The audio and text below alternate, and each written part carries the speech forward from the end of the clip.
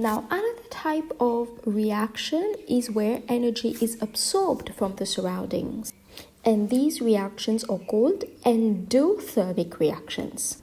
Now, because in this kind of reaction we are absorbing heat from the surrounding, the temperature of the surrounding is going to go down because the surrounding is going to have less energy now because it's giving the energy into the reaction that is taking place.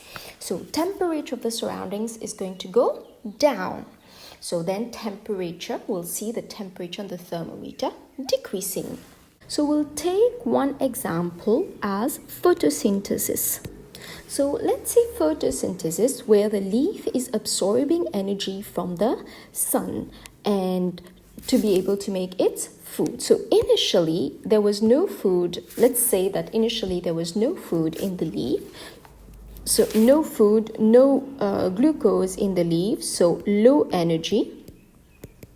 And once photosynthesis is over, we're going to have food in the leaves, so high energy now.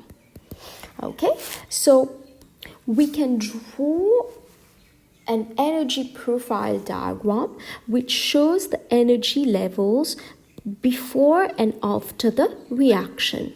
So we have energy on the y-axis and reaction progress on the x-axis. So initially, the leaf had low energy. So I'm going to put leaf without food. And after photosynthesis, you now have the leaf with food. So what has happened during photosynthesis is that the leaf has absorbed energy from the sun, absorbed energy from the surroundings. So the leaf now has high energy, so the surroundings have less energy now. So the temperature of the surrounding goes down, but the energy of the leaf has gone up. So again, you can have the energy of the system, where initial energy can be given as HI and final energy can be given as HF.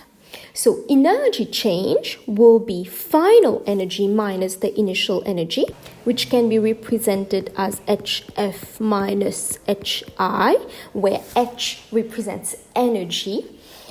So if you look at the values, HF is higher than HI, therefore the energy change delta energy H. So delta H here is positive. So when you have an endothermic reaction, you will have a delta H which is positive. Okay, now where is this energy coming from? This energy is coming from the surroundings here.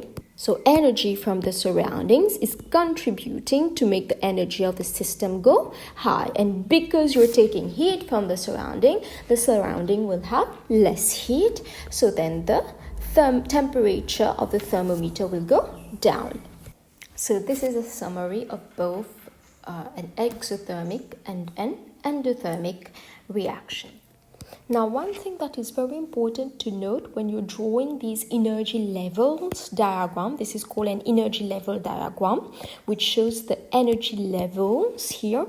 The arrow should always point from initial to final. So you see it's going down.